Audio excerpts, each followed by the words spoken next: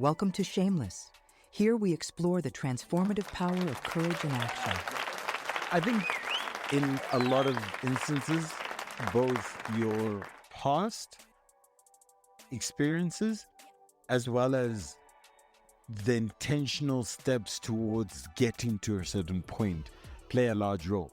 So you could very easily not necessarily have experienced something, but because you innately have the character to want to be curious, for you to want to listen, for you to reflect on certain things, then you'll find that you might pick up on, well, when I said this thing to an individual, they weren't actually happy. I must have done something wrong.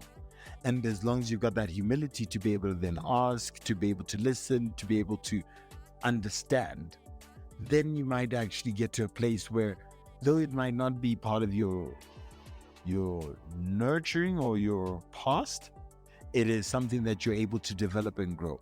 And none of these skills, I personally believe, are impossible to grow. The thing is, do you want to?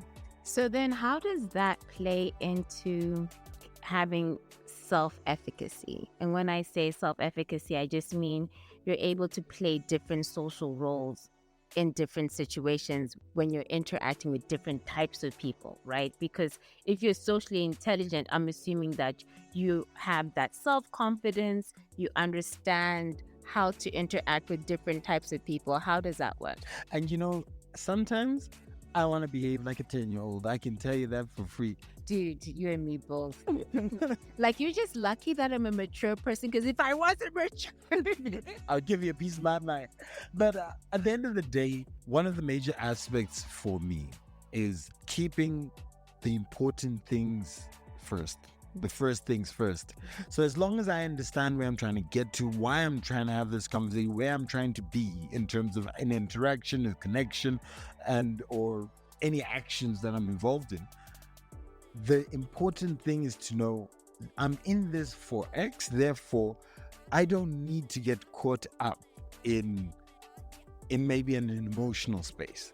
I need to be able to step back, reflect, and then walk through the paces where, in essence, that then allows for me to play the roles that are needed within moments. Being able to also understand when it's a good time for jokes or not. I'm typically somebody who can actually really fight off trying to tell a really bad joke in a bad moment. But at the end of the day, experiences are the things that really teach us a lot. But the key is to reflect upon those experiences so that you don't have repetition of bad experiences. Fair point. You talked about authenticness. Yeah. So there's this thing around social intelligence, which is, if I were to say management consultancy terms, would call it like impression management skills. And what this means is that as a person, we have to have a delicate balance between managing and controlling the image that we portray to others and being reasonably authentic, because we want others to see our true self, but we also have this complex element of understanding that we need to present some sort of image or cloud around you. And that's actually the whole complex element around social intelligence, really. Like, everything that we spoke about is that. Like, I want to be authentic. I want to be this is me, and you see is what you get, but also understanding all the other factors that might garnish or shape who you are. So what do you say to that? I think an individual's personality, character is made out of multiple components. So one is not necessarily being inauthentic by having a more serious nature or being more serious in moments. The impression management is about being able to choose the right version of yourself to show up in a space. Now, how do you then balance how people perceive you becomes now a very difficult thing, because perception typically is reality. If somebody perceives me to be tired, lazy, lethargic, uninterested, unmotivated, then the reality that they live in, even though inside of my soul I might be extremely energetic and motivated, at the end of the day, I need to meet individuals halfway.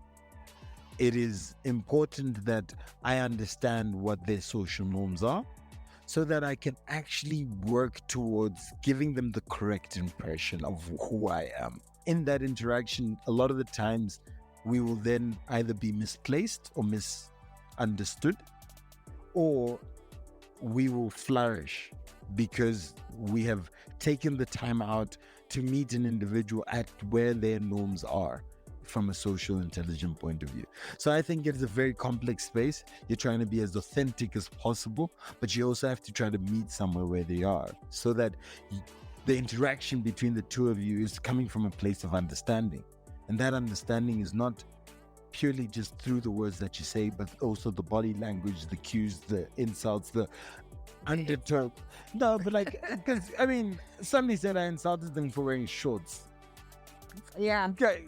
I mean, they were insulted as a function of my actions, and that doesn't take anything away from Your intent. my intent. Yeah. You know, it is the fact that they felt insulted, and I didn't have that mind or that pre-warning that I should not do this, and so I have to take some of that blame. Okay, that's quite responsible of you to take some of that on.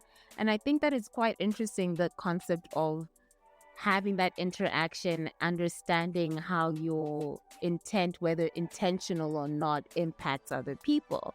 And that leads me to that leadership piece, right? Because we're on transformation leaders, so we do need to tie it into leadership. And I have literally seen followers mirror their leaders. Literally. No, as in the guy starts standing like this, we now all start standing like this. It's like, what's going on? It's like, are we little minions? Like, and I think that it kind of leads into what is quite innately human, like how we learn, right? So in the realm of psychology, there's something called mirror neurons, and apparently as humans, we actually have that. So in our brains, the same things spark up when we watch someone do something versus us doing the exact same thing. Hold up. So you're telling me if I just watch you work out, I might get a six-pack? You are not going to get a six-pack, but it does explain why my mom gets tired when she watches me. Don't forget to like, subscribe, and share as we embark on our mission to impact 1 million African lives by 2026. This podcast is brought to you by Transformation Leader. You can follow us at www.t4leader.com.